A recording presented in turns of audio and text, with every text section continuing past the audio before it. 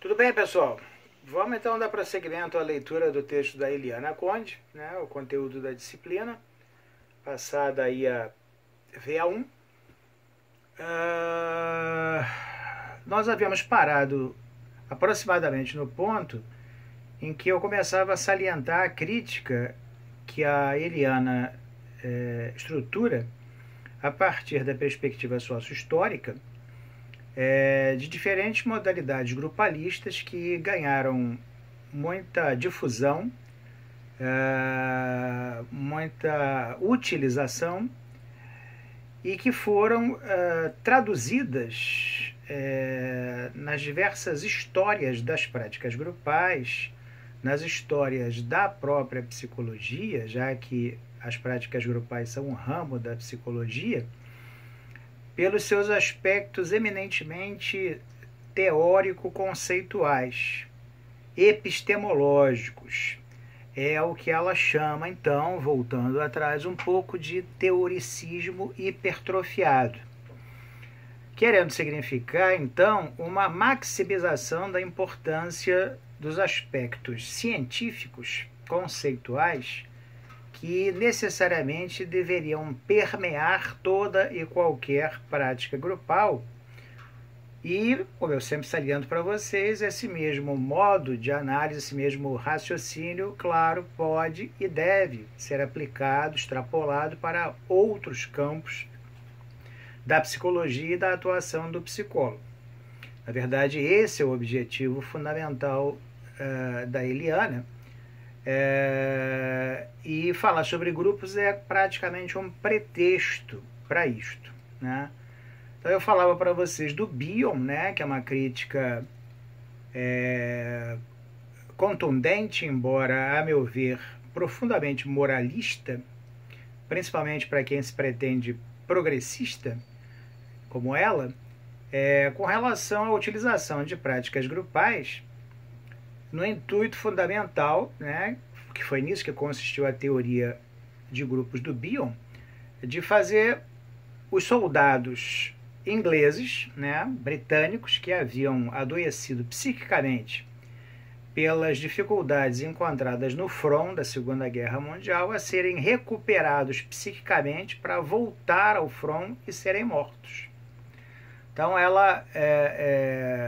a meu ver, moralisticamente, né,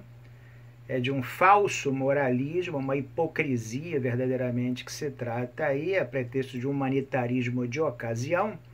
Ela faz uma crítica à teoria do Bion, né, e salienta mesmo que a própria Associação Psicanalítica Britânica, em algum tempo, sugeriu que ele deixasse de utilizar essa metodologia, o que não impediu, entretanto, que depois da guerra ela continuasse a ser usada em grupos terapêuticos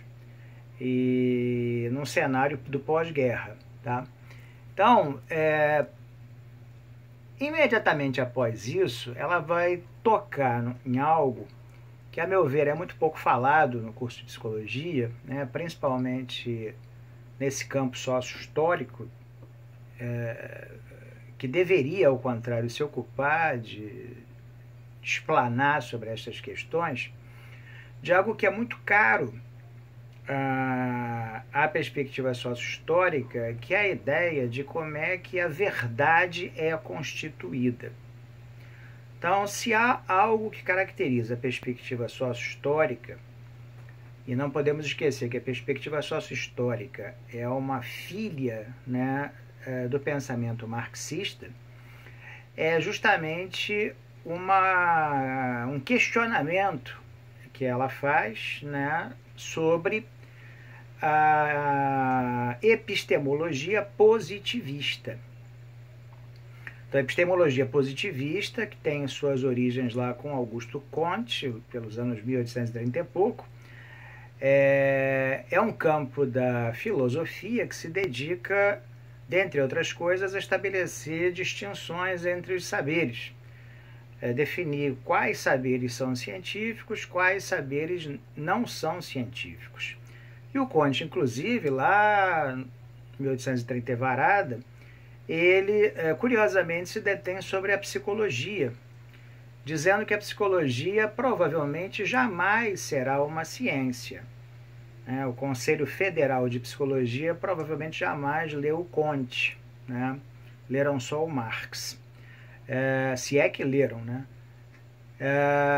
E o que o Comte dizia, então, recapitulando, se vocês já ouviram algum professor falar disso anteriormente? Comte vai dizer que é difícil para a psicologia se tornar uma ciência na medida em que ela, de um lado, busca fugir dos seus antepassados filosóficos, ou seja, de um pensamento meramente especulativo, que é inerente às filosofias, e na tentativa de se afastar do pensamento filosófico, ela se aproxima enormemente do pensamento biológico, pensamento científico. A biologia pode ser considerada uma ciência desde pelo menos meados do século XIX, que é quando também a psicologia começa aproximadamente a se organizar como um campo peculiar de saberes, com uma metodologia própria, tenta encontrar um objeto próprio a ela, coisa que definitivamente ainda não foi alcançada pela psicologia. E a psicologia já havia conseguido alcançar esse estatuto de ciência, provavelmente desde o surgimento da botânica, com o Linneu, né? Um pesquisador sueco lá do século XVII, que foi o cara que começou a fazer a catalogação de todas as espécies vivas, quer dizer, um trabalho de chinês, né? Um trabalho que, na verdade, é feito até hoje em dia, porque todo dia aparece um sapo que ninguém nunca ouviu falar na Polinésia, uma borboleta que nunca foi classificada na Ásia Menor e por aí vai. Então, para mostrar a diversidade da flora, da fauna num mundo que, teoricamente, o homem já conheceu integralmente. Então, eu dizia que, de outro lado, né, buscando socorro junto à biologia, na tentativa de, se aproximando da biologia, ganhar ela, a psicologia, um estatuto de cientificidade, ela como que teria se vendido completamente à biologia, teria se tornado um saber eminentemente biologizante. E assim foi durante um bom tempo, né? Certamente a biologia é uma das fontes nutridoras da psicologia até hoje em dia, haja vista a preeminência de saberes como as neurociências, né, como as terapias cognitivo-comportamentais, como a psiquiatria organicista sobre a psicologia, e parece que até uma influência crescente, né, hegemônica quase. E o Comte, então, né, o criador da epistemologia positivista, ele vai dizer que para a psicologia não tem muito jeito, porque se ela se aproxima de volta da filosofia, ela vira um saber especulativo. Se ela se aproxima demais da biologia ou da física, né, também de onde veio uma certa importação de conceitos próprios à psicologia, haja vista a teoria grupalista do Levin, de que nós já falamos, ela perderia sua identidade própria, deixaria de ter um corpo de conhecimentos eminentemente peculiar à psicologia, de tal modo que então não poderia ser caracterizada como uma ciência. Então ela pega esse mesmo raciocínio e aplica a análise crítica sócio-histórica que ela faz a respeito dos grupos. E aí ela introduz uma coisa, né, que é a qual ela me referia, um aspecto que é muito interessante e que encontra representação em autores como Foucault, por exemplo, mas que se preocupou bastante, né, pelo menos durante a primeira parte do seu ensino, a arqueologia, a maneira peculiar pela qual os discursos se estruturam e de como é que isso que a gente chama a verdade dependeria fundamentalmente da forma como esses discursos são formados. De fato, os discursos obedeceriam a regras peculiares de formação para as quais as chamadas relações de poder, que vão se tornar aspectos cada vez mais centrais no pensamento do Foucault, a partir da criação da genealogia, né, de que a obra Vigiar e Punir provavelmente é um marco inicial. Então, para além de pensadores como Foucault, que é um pensador muito importante, muito caro para a Eliana Conde, há outros autores de outros âmbitos, como, por exemplo, a linguística, que vão enfatizar enormemente a força que os discursos têm no sentido não propriamente de descrever as coisas como elas se nos apresentam, mas de criar as coisas. É o que se chama enunciado performático ou performativo, ao qual ela faz menção em alguma passagem do texto. Então, diz o Foucault, diz esse autor, o Austin, né, que talvez seja o maior representante dessa corrente, um americano, linguista americano, já falecido também, que diz que há determinados enunciados, determinados discursos que criam realidades, criam verdades. Então isso confere ou conferiria ao discurso, em todas as suas formas, um poder muito grande. De tal maneira que os discursos não traduziriam uma verdade empírica, não descreveriam uma verdade objetiva, mas sim a construiriam, de sorte que a própria noção de verdade, neste sentido, se tornaria necessariamente algo profundamente volátil, né? Ao sabor dos tempos, ao sabor das ideologias, ao sabor dos mais variados interesses. Então, ela vai introduzir esse assunto, né, justamente para, por esse caminho, mostrar como é que, no caso das práticas grupais, mas ressaltando sempre, esse mesmo raciocínio poderia ser aplicado a muitas outras áreas da psicologia, né? Com certeza, ela vai aplicar esse raciocínio às teorias sobre os grupos, né? E vai se deter em alguns exemplos que, segundo ela, são muito eloquentes para demonstrar este ponto de vista, né? Então ela vai citar um texto clássico do Pontalis, né, que é um dos autores do vocabulário de psicanálise, né, Laplanche, Pontalis. O Pontalis, ele é um dissidente do pensamento do Lacan. E o Pontalis, né, quando ainda estava próximo do movimento lacaniano, ele escreve um texto que está num livro chamado A Psicanálise Depois de Freud, está esgotado, onde ele procura explicar por que deixaram de existir grupos a partir da hegemonia do pensamento lacaniano. Que não nos esqueçamos, há toda uma teorização grupalista de matriz psicanalítica em autores como o Bion, por exemplo, mas também o Winnicott e outros autores.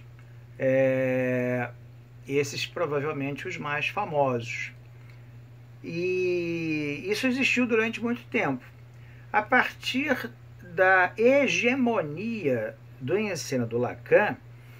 os grupos começaram a entrar num franco declínio, os grupos pensados psicanaliticamente. Tanto é verdade que se vocês perguntarem para qualquer psicanalista lacaniano se ele trabalha, se ele atende em grupo, ele vai ficar estupefacto com esta pergunta, porque o trabalho com grupos para um lacaniano é virtualmente, conceitualmente impossível, ou seja, epistemologicamente impossível, na medida em que vários dos pressupostos que norteariam a chamada análise de grupo para o ensino do Lacan absolutamente não são sustentáveis, como o que? Transferência em grupo, Édipo em grupo, quer dizer, alguns dos pilares da psicanálise, que é um saber voltado para o indivíduo, como a psicologia originalmente também não seriam passíveis de extrapolação para o campo grupal. Pontalis vai falar mais, que as práticas grupais, elas padecem de uma pobreza conceitual, de uma fragilidade epistemológica, e se os saberes, vejam, e as práticas sociais, dentro de uma perspectiva epistemológica positivista, são distinguidos entre si a partir da sua maior ou menor cientificidade, se os grupos, em algum momento, foram percebidos como não sendo dotados dessa cientificidade toda que se atribuía a eles, a sua fundamentação conceitual, então essa seria uma boa explicação para o fato de que os grupos teriam paulatinamente deixado de existir, como o ensino do Lacan, que ensinou isso, explicou essa piada para a gente, preponderou no mundo todo a partir dos anos 80, mais ou menos coincide com esse tempo, com essa década de 80, mais para o final da década de 80 no Brasil principalmente,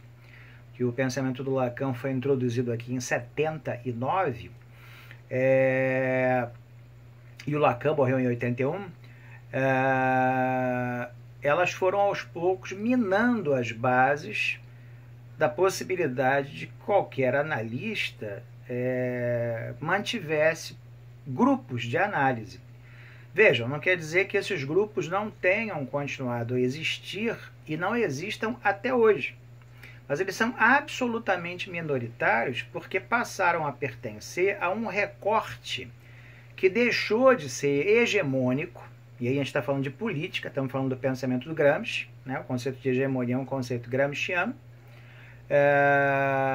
no cenário da psicanálise, no mundo da psicanálise. Como Lacan se tornou hegemônico, para não dizer mesmo o instituído da psicanálise, e ele explica para a gente, epistemologicamente, conceitualmente, que grupos não são cabíveis, não são concebíveis, não tem nenhum lacaniano que trabalhe com grupos. E como os demais analistas da chamada escola inglesa se tornaram absolutamente minoritários no mercado profissional da psicanálise, hoje o que se vê é um trabalho clínico, de análise de grupo muito, muito, muito pequeno em relação àquele que havia até uns 30, 40 anos atrás, quando estes trabalhos de análise de grupo eram considerados de grande valor. Tanto é verdade que qualquer grande analista tinha que ter pelo menos um grupo terapêutico para poder ser considerado um analista reputado no meio profissional, no meio acadêmico, etc, etc, etc. Então, uma justificativa de ordem epistemológica, que é justamente o aspecto que vai ser criticado pela Eliana Conde no texto a partir da perspectiva sócio-histórica. As razões disso a gente vai ver no próximo vídeo.